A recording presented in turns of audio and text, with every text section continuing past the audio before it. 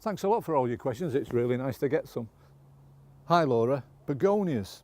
Well, you've got all leaves and no flowers. Well, I think we can remedy that for you. Laura asked about a begonia is not flowering. I think you're just a bit early and you've got to have a bit of patience. But if you want to encourage them, some tomato fertiliser, anything like that that's high in potash, a little water on with that with your, when you water them, and it'll be absolutely perfect. They're going to flower their heads off, especially with this weather. Best of luck, Laura. So Gillian's got some runner beans with yellowing leaves and then spots on them. I think this is the answer. Hi Gillian, your beans. Well, I mean, it could be a number of things, and I'd have to see a photo of them to actually be absolutely certain. But usually at this time of year, what happens is your beans run out of food in the ground. If you've not dug in a good amount of compost and muck, they run out of food and they start to dry out at the roots. Best thing you can do is scuffle around the bottom of it, give it a good feed, a general purpose feed like Grow More, something like that, you know, any general purpose fertiliser, then a good water and then a really good mulch on the top. A good 2-inch thick layer of any reasonable compost will do, and that way it'll start to feed, and you'll probably find that the leaves will pick up and it'll rush away and you'll have some wonderful beans later on. Nicola Leggett asked about a Wisteria Amethyst Falls. Hi Nicola, Amethyst Falls. Now it's a beautiful thing, you see them in a lot of the supermarkets. It's quite a dwarf one. It's all on grafted stock. That means they've got one vigorous stock and Amethyst Falls and stuck the two together. And if you have a look at that, you'll see, make sure that the graft's clear, that you've not covered it over. But it's quite a dwarf one. If it's in a pot, then you're struggling for moisture. Really and truly, it needs a good big pot with a lot of feed in it to actually get the moisture, to get the flower buds going. But if it doesn't flower, if you try your best and you give it a good feed and set it off, if it doesn't flower, then you've got a duff one. It happens, but Amethyst Fall is a really lovely wisteria and it should perform for you, but feed and water is what it needs most of all. Anne got in touch to say she's just moved house and Parker's plants are looking good. Hi Anne, I'm glad the Parker's planting is going well. Just make sure this, because the weather's lovely, just make sure you keep it well watered and that should be good. And I'm looking forward to autumn too, but I'm going to enjoy this weather because it isn't going to last. But all the best for the autumn. Euphoria's having problems growing freesias in a pot.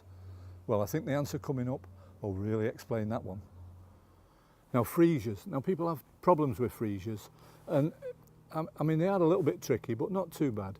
What they need if you're growing them in a pot is lots of drainage. Now that doesn't mean that they don't like moisture. What it means is that they want a nice compost that's a good rich compost. It soaks, it drains, and they're not left standing. If you leave water in the pot or it's allowed to stand in water, everything will just start to rot. It'll grow and then your leaves will go all floppy. What you need is that good drainage layer in the bottom, so a good few crocks in the bottom or pebbles, polystyrene balls, anything to get that moisture away. Water it regular, not too much sun. I said it was a bit tricky. Not too much sun, not too much shade, but just a nice steady atmosphere. And once you get it, they'll grow away beautiful and the perfume's beautiful. And even in Indiana, you're going to be able to grow these things. Plenty of drainage, that's what they need. Claire's got in touch to ask about wild garlic. Now some love it and some it's a real problem too. But Claire, this might answer your question. Right Claire, ransom herbs, that's wild garlic. I mean beautiful, but it's a wildflower and it survives. I mean if you've got a really bad infestation of it, and to be honest I wouldn't call it an infestation, I think it's lovely. But you obviously don't, or it's in the wrong place. Because that's the definition of a wildflower, just a plant in the wrong place. If you've used Roundup and you've used it to the right dilution, they are dead. They've gone now, because it's taken it in through the leaves and it's killed the bulb. But if it's a strong bed of it, you'll probably find some more coming up. So in the autumn time, dig it all up, dig it all over, dig out the bulbs. You might get a few coming up next year and you're just going to have to treat those on a one-by-one basis. But you've done what you can and they will die. They are probably already dead. Sad to say. Vicky Anderson asked about a Philadelphus. Hi Vicky. Mock orange, Philadelphus, beautiful. absolutely beautiful, and the perfume is magnificent. But on one of your plants it is, on the other one it isn't. When the flowering is finished, prune it hard. As hard as you want to be, I don't know what size you want to keep it, prune it hard, take all that off and it will grow away.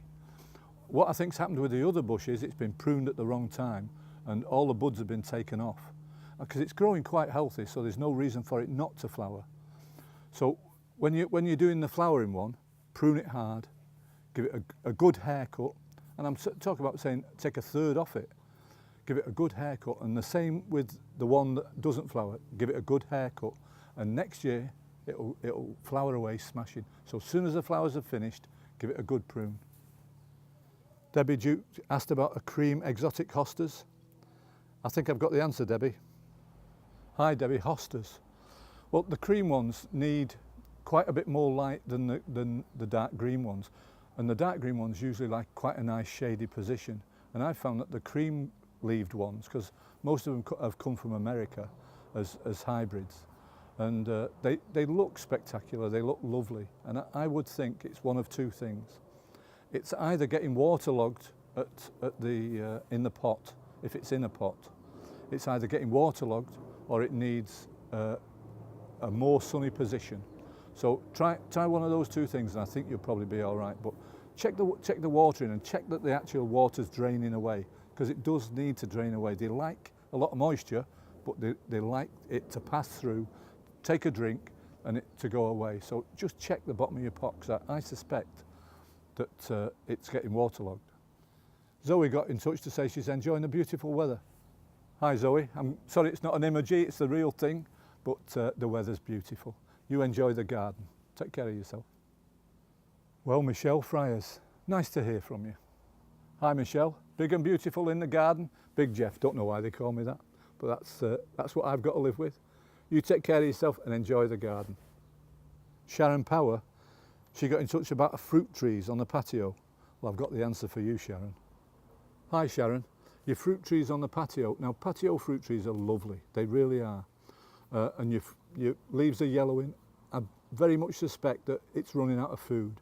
You need to repot them into bigger pots. I don't know how old they are, but they should do okay for 2 or 3 years in any particular pot. You need, the trouble with pots is it's not real. It's not in the garden where a tree can take the moisture when it wants it. So it relies on you totally to actually keep the moisture levels there. So really every night around your patio, just go and give them a drink, a water, but it needs food. It really needs food. That's what the yellowing on the leaves is. General fertiliser, water soluble, so when you're doing the water you can do the food as well. And they will be fine. They've got to do a lot, flowers, fruit, and they've got to grow. So watering, food, you'll be ace. Sharon, nice to speak to you. And Barbara's asked about nasturtiums and little black things that are crawling all over them. Hi Barbara, dahlias. Now dahlias really are the easiest, simplest thing to grow if you just follow a few rules. And I mean, I do suspect that there was something wrong with the tubers, so you've planted them in all innocence, watered them, fed them, done all of that, and all they're doing is actually getting worse and rotting. Because you get a nice firm dahlia, and if you get it out of the packet or however you got it, you just squeeze them, they should be hard. And you don't have to keep them in water for 24 hours. A couple of hours will do. It just gives you that little bit extra time for it to take up some moisture. You put them on damp compost, it will grow. I mean, there's no two ways about it. Don't need any food, anything, it will grow.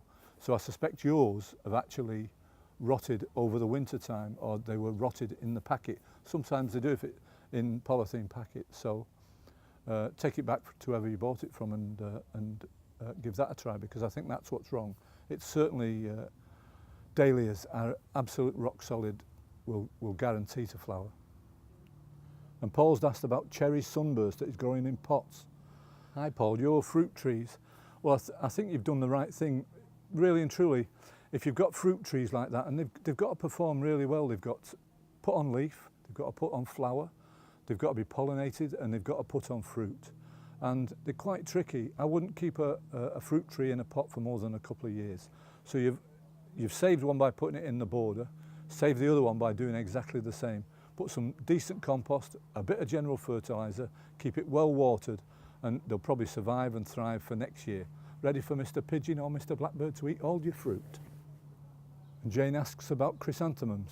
Jane, I've got the answer for you. Hi Jane, yeah, deadhead your chrysanths. Just take that one off and there's another one to follow. You usually find that underneath that one there's a couple more. There's all different styles and varieties, but yeah, take the dead head off. If you want the flower to double in size, if you've got 2 buds coming through, take one off, and that one will be twice as big as the one you had before. But other than that, deadhead them. Thanks a lot for all your questions. It's really nice to get some. If you want to ask more or you want to have a chat, leave them on the whatever social media you use, or leave your comments below, and it'd be lovely to speak to you.